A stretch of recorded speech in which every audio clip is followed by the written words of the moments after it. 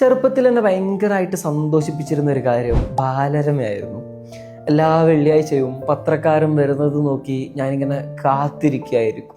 അന്ന് വായിച്ചിരുന്ന കഥകളും കവിതകളും ഒക്കെ എന്നെ ഞാനാക്കി മാറ്റുന്നതിൽ വളരെ വലിയ പങ്ക് വഹിച്ചിട്ടുണ്ട്, പ്രത്യേകിച്ച് വായനാശീലം വളർത്തുന്നതിൽ.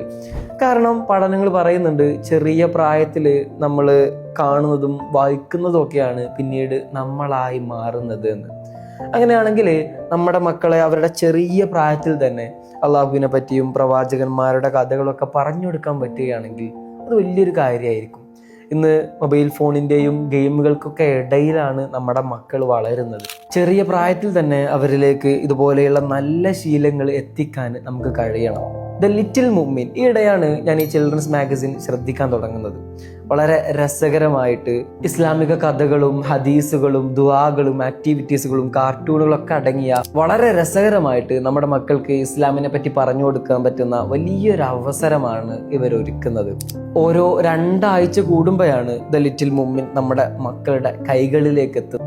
വലിയ മക്കൾക്ക് സ്വയം വായിക്കാനും ചെറിയ മക്കൾക്ക് പാരൻസ് വായിച്ചു കൊടുക്കാനും ഒക്കെ പറ്റുന്ന തരത്തിലാണ് ഇവർ ഈ മാഗസിൻ ഡിസൈൻ ചെയ്തിട്ടുള്ളത്. താഴെ കാണുന്ന വാട്സപ്പ് നമ്പർ വഴിയോ അല്ലെങ്കിൽ വെബ്സൈറ്റ് വഴിയോ ഒക്കെ നമുക്ക് ഇതിന്റെ സബ്സ്ക്രിപ്ഷൻ എടുക്കാം. ആർട്ടിഫിഷ്യൽ ഇന്റലിജൻസിന്റെയും ഇന്റർനെറ്റിന്റെയും ഒക്കെ കാലത്താണ് നമ്മുടെ മക്കൾ വളരുന്നത് എന്നൊരു ബോധ്യം നമുക്ക് വേണം.